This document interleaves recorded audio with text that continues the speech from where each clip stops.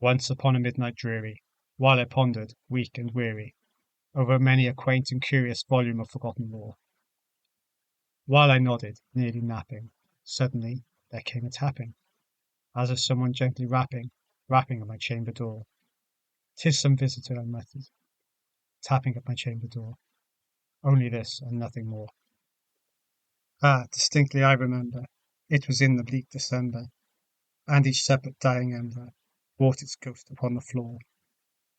Eagerly I wished the morrow, vainly I had sought to borrow from my books a ceaseless sorrow, sorrow for the lost Lenore, for the rare and radiant maiden whom the angels named Lenore, nameless here for evermore. And the silken, sad, uncertain rustling of each purple curtain filled me with fantastic terrors never felt before, so that now, to still the beating of my heart, I stood repeating, "'Tis some visitor entreating entrance at my chamber door. Some late visitor entreating entrance at my chamber door. This it is, and nothing more."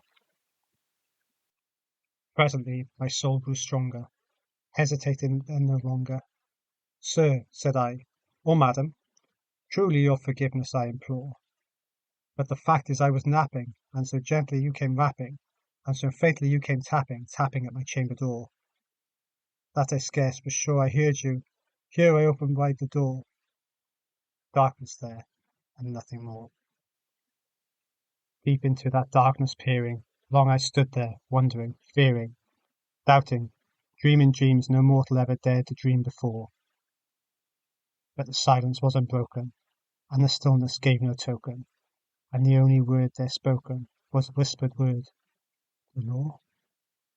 This I whispered, and an echo murmured back, the word "Lenore."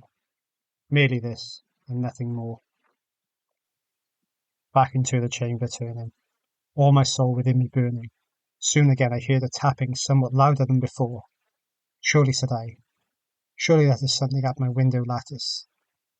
Let me see then what thou art is, and this mystery explore. Let my heart be still a moment, and this mystery explore. 'Tis the wind, and nothing more." Open here I flung the shutter, when, with many a flirt and flutter, in there stepped a stately raven of the saintly days of yore. Least obeisance made he, not a minute stopped or stayed he, but with mine of lord or lady perched above my chamber door, perched upon a bust of Pallas just above my chamber door, perched and sat, nothing more. Then this ebony bird beguiling my sad fancy into smiling, by the grave and stern decorum of the countenance it wore, "Thy crest be shorn and shaven, thou," I said, "art sure no craven? Ghastly, grim, and ancient raven, wandering from the nightly shore, tell me what thy lordly name is on the night's Plutonian shore." Quoth the raven, "Nevermore." Much I marvelled this ungainly fowl to hear discourse so plainly, though its answer little meaning, little relevancy bore. We cannot help agreeing that no living human being ever yet was blessed with seeing bird above his chamber door, bird or beast, upon the sculptured bust above his chamber door, with such a name as Nevermore. But the raven, sitting lonely on the placid bust, spoke only that one word, as if his soul in that one word he did outpour, nothing farther than he uttered, not a feather then he fluttered, till I scarcely more than muttered, "Other friends have flown before. On the morrow he will leave me, as my hopes have flown before." Then the bird said, "Nevermore." Startled at the stillness broken by reply so aptly spoken, "Doubtless," said I, "what it utters is its only stock and store, caught from some unhappy master whom a merciful disaster followed fast and followed faster, till his songs one burden bore, till the dirges of his hope that melancholy burden bore, of never, nevermore." But the raven still beguiling all my fancy into smiling, straight I wheeled a cushioned seat in front of the bird, and bust and door. Then upon my velvet sinking, I betook myself to linking fancy unto fancy, thinking what this ominous bird of yore, what this grim, ungainly, ghastly, gaunt, and ominous bird of yore meant in croaking "Nevermore." This I sat engaged in guessing, but no syllable expressing, to the fowl whose fiery eyes now burned into my bosom's core. This and more I sat divining, with my head at ease reclining, on the cushion's velvet lining that the lamplight gloated o'er, but whose velvet violet lining, with the lamplight gloating over, she shall press nevermore. Then, methought the air grew denser, perfumed from some unseen censer, swung by seraphim whose footfalls tinkled on the tufted floor. Wretch, I cried, thy God hath lent thee, by these angels he hath sent thee respite, respite and nepenthe from thy memories of Lenore. Quaff, oh quaff this kind nepenthe, and forget this lost Lenore. Quoth the raven, nevermore.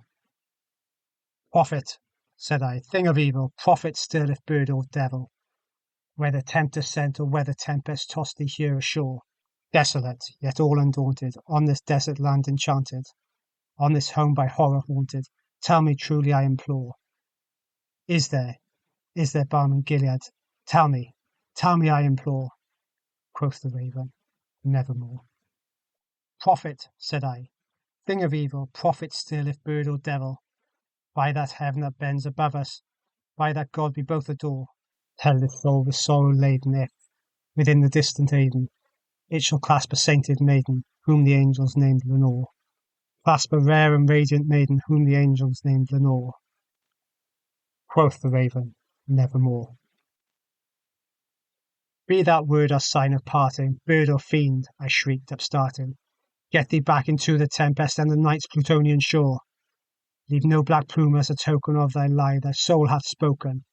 Leave my loneliness unbroken, quit the bust above my door. Take thy beak from out my heart, and take thy form from off my door. Quoth the raven, nevermore. And the raven, never flitting, still is sitting, on the pallid bust of Pallas just above my chamber door. And his eyes have all the seeming of a demon's that is dreaming, and the lamplight o'er him streaming throws a shadow on the floor, and my soul from out that shadow that lies floating on the floor shall be lifted nevermore.